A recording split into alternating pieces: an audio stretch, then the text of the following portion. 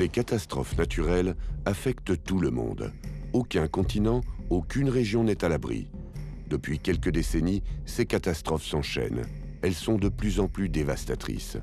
Les vies perdues et les dégâts matériels sont d'année en année de plus en plus importants. Comment y faire face? C'est la question que tous les États, que toutes les organisations humanitaires se posent.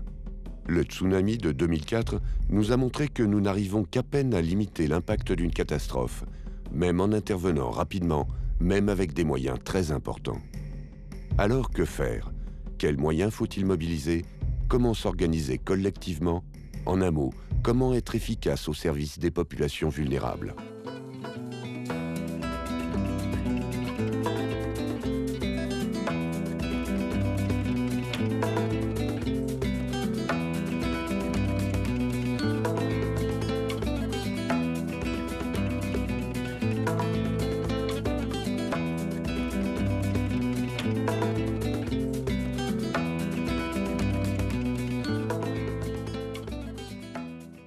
L'aléa naturel, c'est l'événement en tant que tel. Un aléa naturel, c'est par exemple un cyclone, une inondation, un tremblement de terre, une éruption volcanique. La vulnérabilité, elle va se définir comme le degré auquel une communauté, une société ou une zone géographique va être affectée, risque de subir des dommages si jamais un aléa naturel se produit. Par exemple, on dit souvent qu'un cyclone qui affecte une zone non habitée ne va pas produire de catastrophe naturelle parce qu'il n'y a pas d'enjeu vulnérable à cet aléa naturel. La vulnérabilité, c'est là l'enjeu majeur. La Croix-Rouge française a créé des plateformes régionales d'intervention pour les populations les plus exposées aux risques naturels. La Croix-Rouge française, pour faire face aux urgences, a mis en place 3 plateformes d'intervention régionale. La première, la PIROPS, pour la zone océan Pacifique Sud. La deuxième, pour l'Amérique Caraïbe, la PIRAC. Et enfin, la PIROA, pour la zone océan Indien. En fait, le concept de plateforme est intéressant puisqu'il permet de fédérer les sociétés nationales de Croix-Rouge et de Croissant-Rouge et permet que ces Croix-Rouges s'approprient le dispositif d'urgence. Elles sont d'ailleurs partie prenante puisqu'elles sont intégrées dans des équipes d'urgence et permettent d'intervenir sur le lieu même de leur catastrophe.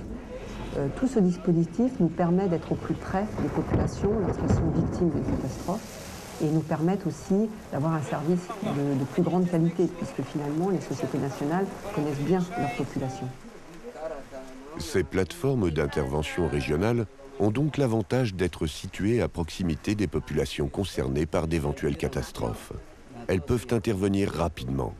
On le sait, c'est dès les premières heures qui suivent un désastre que l'on sauve le maximum de personnes.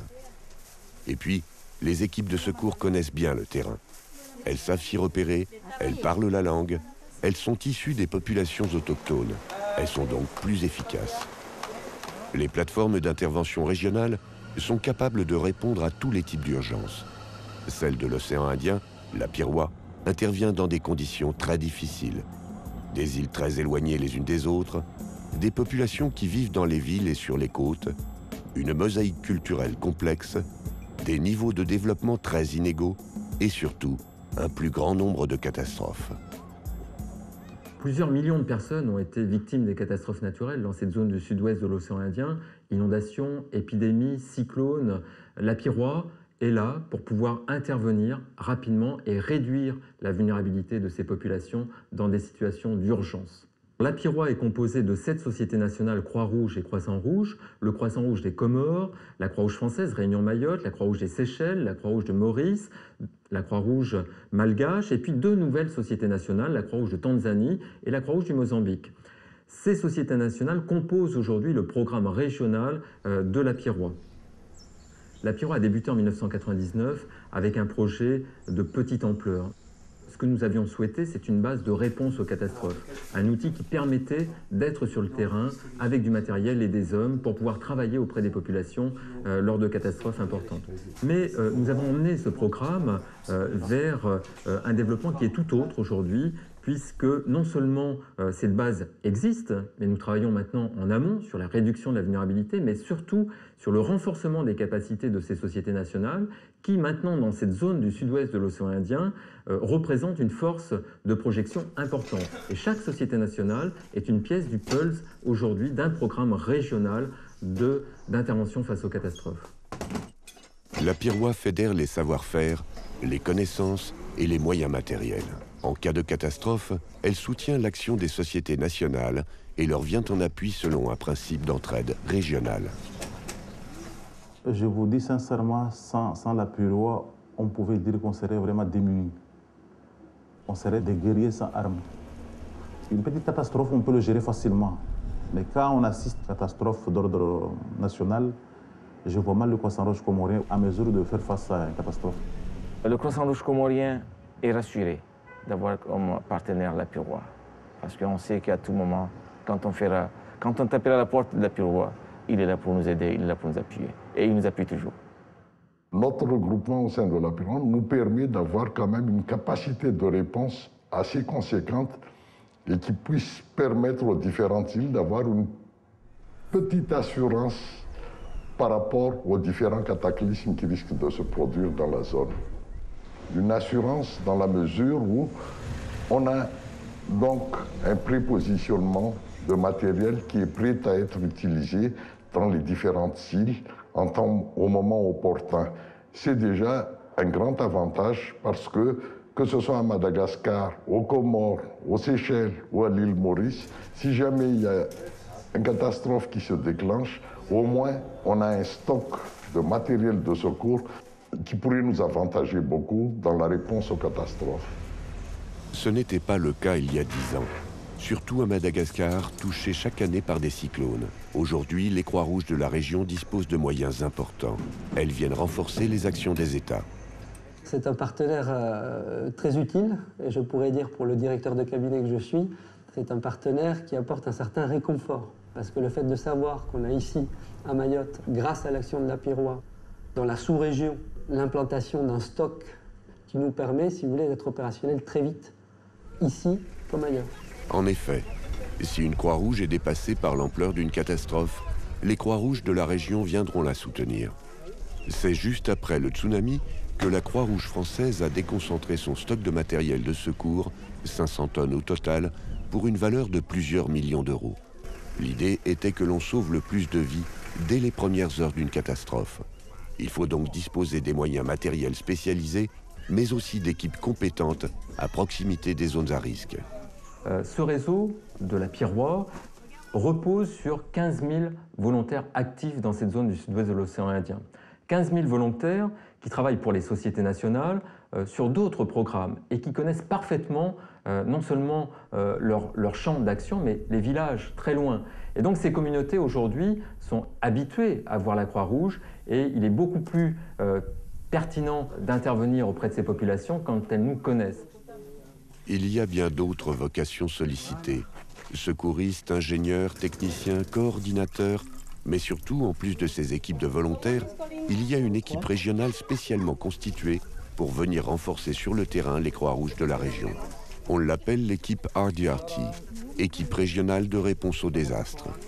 Cette équipe regroupe des volontaires spécialisés de chaque pays. Ils reçoivent une formation de haut niveau, codifiée par la Fédération internationale des sociétés de la Croix-Rouge et du Croissant-Rouge. Ils sont très compétents dans des domaines bien précis. Approvisionnement en eau, assainissement, distribution de biens de première nécessité, télécommunications, santé. Cette équipe peut être déployée en un temps record. Il y a des équipes de ce type un peu partout sur la planète. Before this training, probably I could think, oh, Madagascar, where is Madagascar? Who lives there? Who lives in Mayotte and who lives in Comorian? But now it's different. The communication was possible. After this training, it will be very easy for me to go and help people from Comorians, help people from Madagascar, help people from Mayotte. Nous-mêmes, en tant que Mauriciens, travailler sur le sol malgache, c'est de bien comprendre en avance les pratiques, les tabous de cette communauté. Alors, ça a été vraiment une effervescence de partage de connaissances, que ce soit d'apprentissage ensemble avec les formateurs, mais aussi de partager les cultures. Before I come, I was thinking, oh, who I will find there? And it's not a people that is a strange people. Now it's not a strange people. And we work as a team very well. Ça nous permet aussi d'augmenter les capacités de notre société nationale. Étant formé maintenant, je suis sûr que je peux répondre le plus vite possible aux besoins de la communauté de Maurice. En même temps, je pourrais disséminer ces informations par d'autres formations que je pourrais faire avec d'autres volontaires de la Croix-Rouge de Maurice. Qui dit organisation régionale ne dit pas repli sur soi, bien au contraire. Chaque société nationale de la Croix-Rouge dans l'océan Indien peut être épaulée par des Croix-Rouges d'autres zones. Par exemple, la Croix-Rouge canadienne intervient. Elle le fait en apportant ses compétences et ses financements. La coopération et l'entraide sont au cœur des principes du mouvement international de la Croix-Rouge et du Croissant-Rouge. L'idée derrière ça est de pouvoir renforcer leurs capacités à travers des formations, du financement, des activités, différentes activités de soutien pour leur permettre d'être de meilleures organisations qui appuient leur communauté et leur population vulnérable. Il y a une logique d'organisation face à la vulnérabilité des populations. Il y a aussi une logique de prévention. Selon le principe, il vaut mieux prévenir que guérir. La Croix-Rouge canadienne, tout comme la Piroie, travaille dans ce sens. Que faire avant la catastrophe ? Qui est plus efficace et qui est plus préparé et qui est plus rapidement là lorsqu'arrive une catastrophe? Est-ce que ce sont les communautés elles-mêmes ou ce sont les ONG? Les ONG, aussi efficaces qu'elles soient, la Piroie, aussi efficace qu'elle soit, la Croix-Rouge canadienne, aussi efficace qu'elle soit, arrivera toujours après la crise. Alors, plus les communautés sont formées, sensibilisées, préparées à des différents scénarios de catastrophe, plus on a de chances d'emblée, s'il arrive quelque chose, que des vies soient sauvées. La sensibilisation à la base est le cœur du mouvement de la Croix-Rouge, c'est-à-dire de préparer des communautés à travers les réseaux de bénévoles et de volontaires des sociétés nationales, c'est vraiment le cœur de la Croix-Rouge et du Croissant-Rouge, pour prévoir, prévenir et réduire les risques. Alors, la Croix-Rouge française, le programme de la Piroie, qui travaille maintenant depuis presque 8 ans sur la préparation et la réponse aux catastrophes, se devait désormais de travailler auprès des populations, et ça a été une demande des sociétés nationales. Un exemple, aux Comores, où le volcan est un risque très important pour les communautés, ces communautés ne connaissent pas ou très peu les risques. À partir du moment où elles sauront appréhender ces risques, elles sauront mieux s'en prémunir.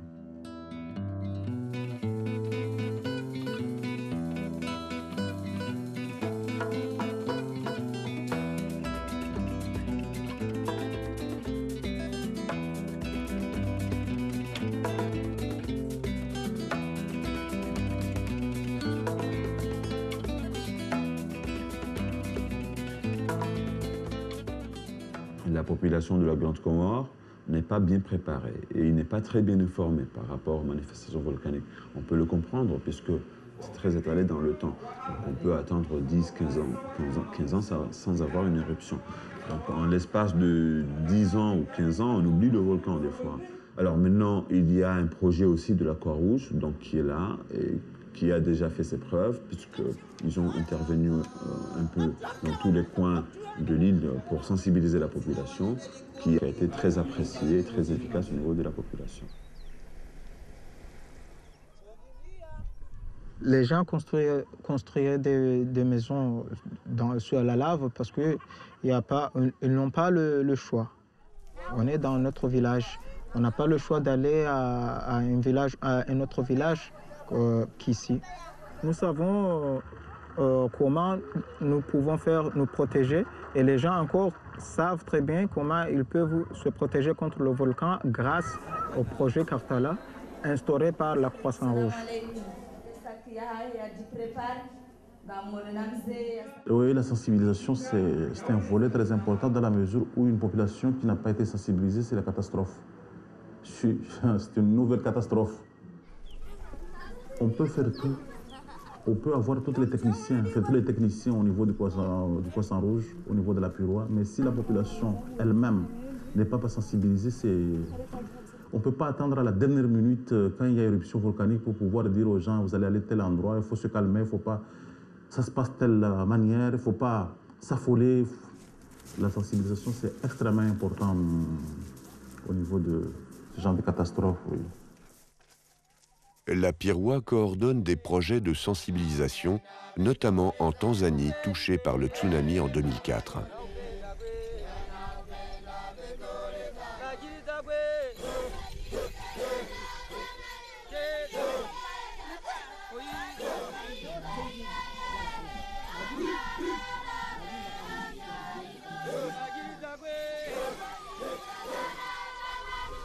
Les Croix-Rouges françaises et tanzaniennes ont constitué des équipes de volontaires. Elles ont inventé des outils pédagogiques pour sensibiliser les villages de pêcheurs. L'idée du projet, c'était de pouvoir donner un outil pédagogique qui pouvait être construit par la communauté, pour la communauté. Donc un des outils qu'on utilise dans des programmes de prévention aux catastrophes naturelles, c'est ce que l'on appelle une carte de risques et de ressources. Cette carte de risques et de ressources, elle est faite par la communauté avec une méthode participative, puisque l'idée, c'est que ce soit les gens de la communauté qui puissent identifier les vulnérabilités et également les ressources qu'ils ont dans leur village. À partir de cette carte, le volontaire pourra donc, dans son village et dans les écoles, sensibiliser les gens à le risque de tsunami, les autres risques qui ont pu être identifiés dans la communauté, comme je l'ai dit, les inondations ou les feux de brousse, et après, expliquer aux gens quels sont les lieux où ils peuvent évacuer et quelles sont les routes d'évacuation qui peuvent être prises. En termes de changement comportemental, il est important que les enfants, dès leur bas âge, puissent être sensibilisés justement au risque des catastrophes naturelles pour pouvoir, dès la prime enfance, commencer à avoir les comportements adéquats justement si demain il devait y arriver un tsunami. Hayo wanayajua. Sasa wazo langu mimi au oni yangu mimi kama hiki chama kama kimekuja hivyo, yani kiendelee kwa sababu maeneo ya huku wengi wanakuwa mwamko ule wa elimu yani haoni maana yoyote. Sasa ikiwa endelevu inakaa kama mwaka mmoja miaka miwili wanakuja tena kutembelea kuamsha tufanye hivi, itasaidia kwa weka tayari kupambana na mazingira yao au kupambana na majanga yanayotokea katika dunia. Mambo ya tsunami. Chukua kipeperushi chako hiki. Je pense qu'effectivement, oui, ça a renforcé la cohésion sociale dans les villages et surtout que les gens se sont rendus compte que finalement, ils étaient capables de pouvoir faire face aux problèmes. Mais en tout cas, de pouvoir eux-mêmes répondre à un problème dans leur communauté, pour leur communauté, avec des gens formés dans leur communauté, qui ont pris cette responsabilité en tout cas.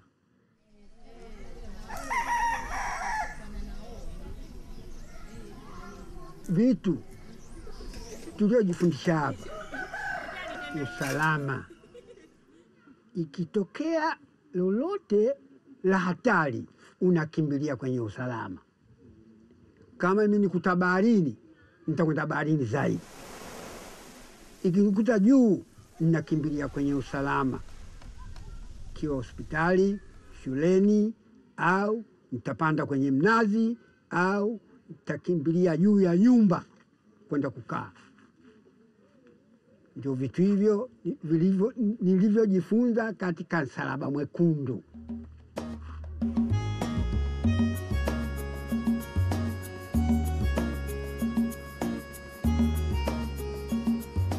Nous estimons au sein de la Croix-Rouge malgache qu'une meilleure préparation de la communauté pourrait nous éviter pas mal d'interventions d'urgence. Et c'est dans ce sens-là que nous commençons à négocier petit à petit par rapport à nos différents partenaires. Cette idée-là, là c'est le paradoxe justement de l'humanitaire actuellement. On trouve beaucoup de fonds, beaucoup d'argent quand il s'agit d'urgence, mais quand il s'agit de préparer une communauté, ça devient plus difficile. J'ai une expression qui m'est très chère et que j'hésite là à sortir, c'est le cynisme de l'humanitaire. C'est une décision, je crois, stratégique, pour ne pas dire politique, pour les différents bailleurs, parce il faut toujours raisonner en termes de marketing, c'est toujours le principe de la visibilité qui joue, et je crois qu'ils sont plus visibles dans de pareils cas par rapport à un travail de longue haleine qui risque de ne pas être du tout visible. C'est sûr, les actions de prévention sont peu spectaculaires. Elles ne font pas la une des médias.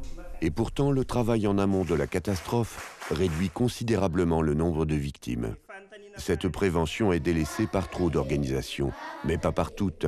L'Union européenne ou encore l'Agence française de développement financent aussi à travers l'APIROA les actions de préparation aux catastrophes. Faire de la sensibilisation sur les sujets que traite l'APIROA, c'est-à-dire la réponse aux catastrophes naturelles, ça paraît évident. Il faut le faire. À la clé, il y a des vies qui sont sauvées derrière. L'APIROA a ouvert la voie. Fédérer les moyens et les hommes s'est révélé très efficace. Au cours des 8 dernières années, la Pierrois est intervenue 22 fois auprès de 850 000 personnes.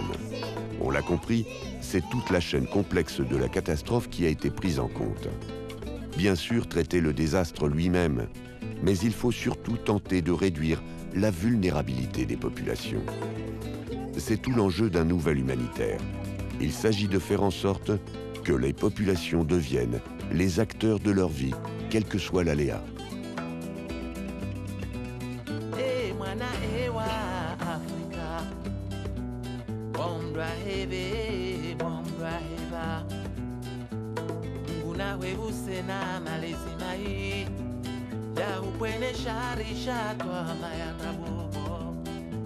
Mwana ewa Afrika tundanrowe dunia dunia ya teknolojia fikira na mfuwe tena chilewe noe daraka ijojwa urishimia daraka ijojwa urishimia daraka njema unundo muhimu